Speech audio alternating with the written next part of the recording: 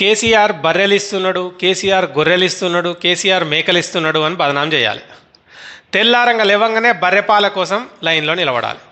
ఆదివారం రాగానే మటన్ కోసం మటన్ షాప్ దగ్గరికి పోయి లైన్లో నిలబడాలి కదా. అంతే కదా. అరే మరి మరి బర్రెలు ఇచ్చినోడు నీ తక్కువ చూస్తాం, మనం మేకలు ఇచ్చిన వాళ్ళను ఏలన చేస్తాం కదా. మరి ఎట్లా? ఒక్క వారం మటన్ లేకుండా ఉండలేం కదా, ప్రతిరోజు పాలు తాగకుండా ఉండలేం కదా. మరి ఆ పనులు ఎవరు చేయాలి? మొత్తం ఉద్యోగాలు ప్రపంచ చరిత్రలో ఏ రాష్ట్రమైనా ఉద్యోగాలు కల్పించేది ఒక 5% మందికి. మొత్తం జనాభాలో 5% మందికి మాత్రమే ప్రభుత్వ ఉద్యోగాలు కల్పిస్తారు. మరి 95% మంది ఎట్లా బతకాలి? ఎట్లా? భారతదేశంలో వ్యవసాయం మీద ఆధారపడి బతికే జనాభా దగ్గర 60% మంది ఉంటారు. 60% మంది వ్యవసాయాన్ని నమ్ముకొని బతుకుతారు. కాబట్టి నీళ్లు తేవాలి, కరెంటు తేవాలి, ప్రాజెక్టులు కట్టాలి, భూగర్భ జలాలు పెంచాలి, మొత్తం తెలంగాణను పచ్చగా మార్చేయాలి అని చెప్పి ఒక గొప్ప సంకల్పం పెట్టుకున్నాడు. 5% ఎక్కువనా, 60% ఎక్కువనా? కులవృత్తులు, ఈ టీచర్లు లేనప్పుడు, ఈ ఉద్యోగాలు లేనప్పుడు, ఈ ఆఫీసర్లు లేనప్పుడు, అసలు ఈ ఉద్యోగాలే లేనప్పుడు మొట్టమొదట నాగరికత స్టార్ట్ అయిన కొత్తలో మనిషిని బతికించింది ఏంటిది? కులవృత్తులే కదా కదా. కులవృత్తులే బతికించినాయి. ఈ ఉద్యోగాలు అనేవి తర్వాత వచ్చినాయి. ఇప్పుడు ఏమైంది? కులవృత్తుల్ని బతికించే ప్రయత్నం చేసిండు. ఎందుకంటే ఇంకా ఈ సమాజంలో చాలామంది కులవృత్తుల్ని నమ్ముకొని బతికేటోళ్ళు ఉన్నారు. కులవృత్తి అనగానే అదేదో చీప్ కాదు. ఒకవేళ గొర్రెలు పెంచడం అనేది చీప్ అయితే నువ్వు ఆదివారం మటన్ కోసం కొట్టుకాడ నిలబడడం కూడా చిల్లర విషయం అవుతుంది. తినొద్దు కదా.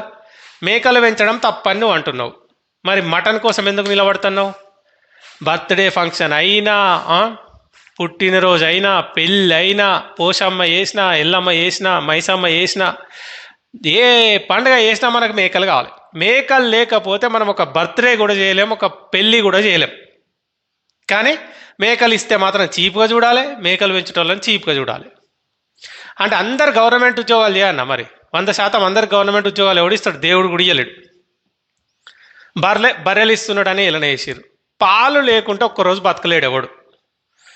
పాలు లేకుంటే నువ్వు గవర్నమెంట్ ఉద్యోగి కావచ్చు, ఇంకెవరివన్నా కావచ్చు కదా. నువ్వు వారంలో ఒకరోజు మటన్ తినకుండా ఉండలేవు, ప్రతిరోజు పాలు తాగకుండా ఉండలేవు, ఛాయ్ తాగకుండా ఉండలేవు. మరి అవన్నీ ఎవడు చేయాలి?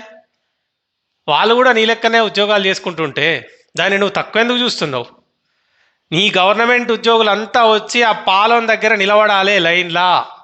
ఇప్పుడు ఎవరిది గొప్ప వృత్తి, నీదా వాళ్ళదా?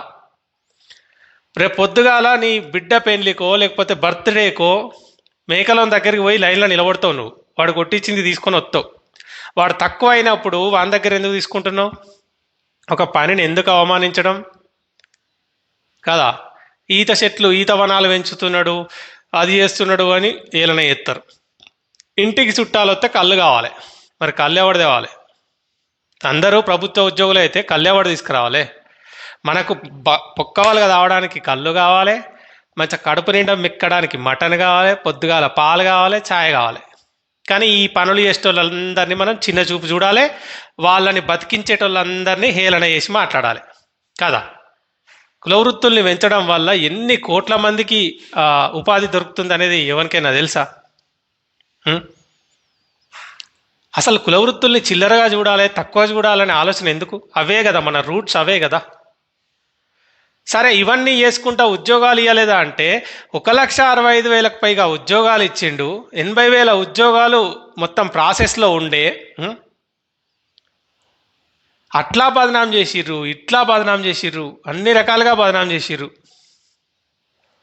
ఇప్పుడు అనుభవిస్తున్నారు. వ్యవసాయం అనేది మనకి సంవత్సరం కాగానే రోజు బియ్యం ఒక్క పూట తిండి లేకపోతే చచ్చిపోతాం. కానీ రైతుకు రైతు బంధు ఇస్తే కండ్లల్లా నిప్పులు పోసుకోవాలి. ఎందుకంటే రైతుకు పెట్టుబడి ప్రభుత్వం ఇవ్వద్దు. రైతు ఎప్పుడు మన దగ్గర బానిస లెక్క ఉండాలి. రైతు అనేటోడు ఏం చేయాలి? వచ్చి ప్రభుత్వ ఉద్యోగి దగ్గర అప్పు తీసుకోవాలి.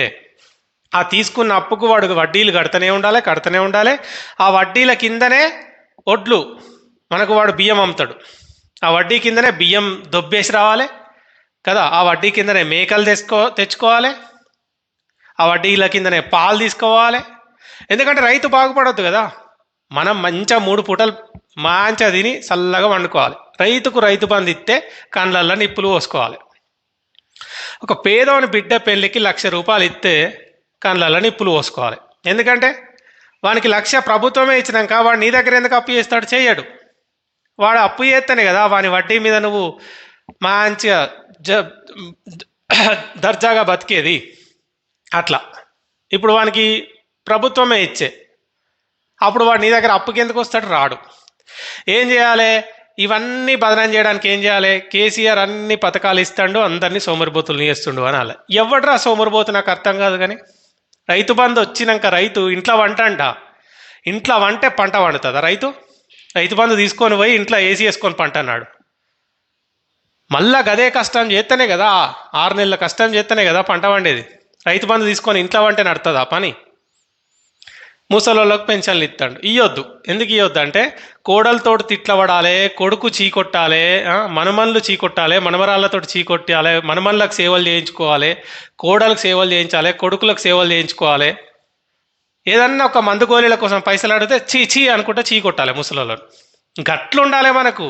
అంతే తప్ప కొడుకు మీద కోడలి మీద ఆధారపడే అవకాశం లేకుండా ముసలోళ్ళను వాళ్ళ కాళ్ళ మీద వాళ్ళని నిలబెట్టేందుకు పెన్షన్ ఇస్తే కేసీఆర్ అందరినీ సోమరిపోతులను చేస్తున్నాడు అని చిల్లర మాటలు మాట్లాడాలి కదా, చిల్లర మాటలు మాట్లాడాలి.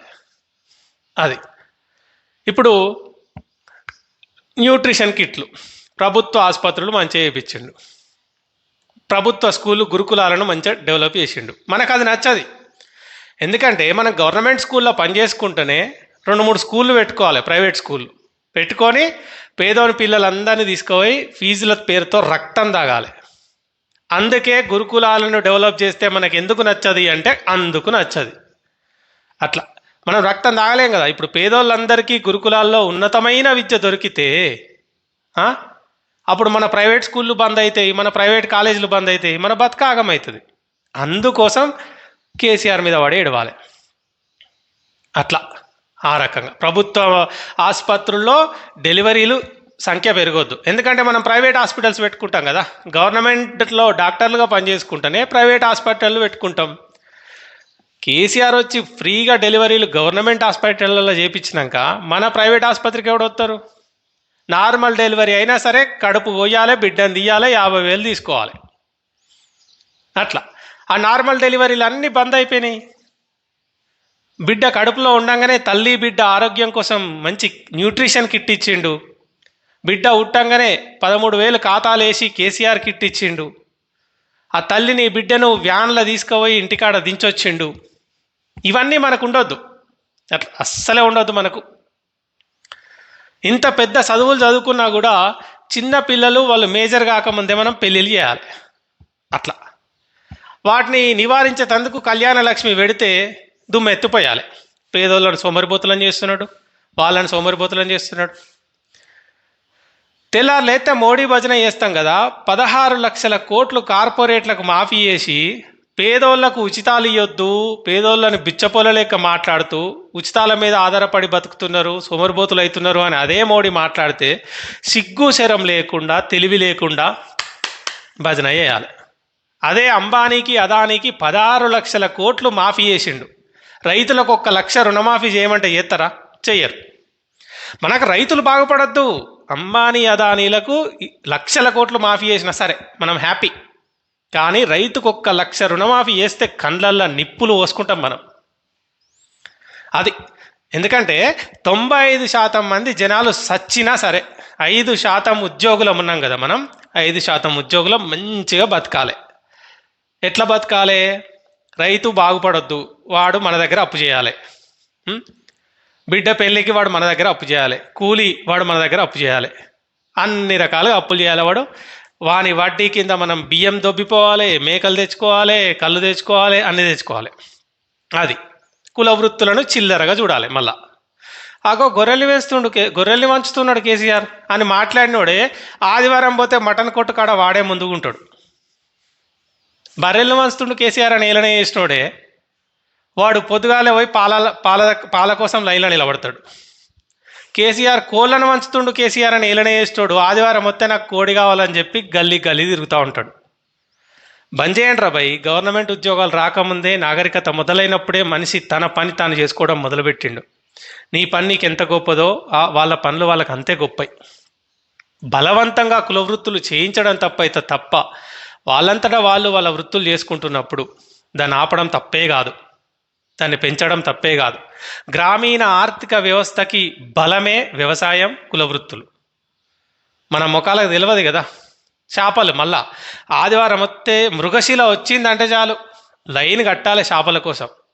కానీ కేసీఆర్ చేపలు వంచుతుండంటే చేపలు వంచుతుండు కేసీఆర్ అని ఏలన చేయాలి. కేసీఆర్ చేపలు వంచితేనేమో ఏలన చేయాలి.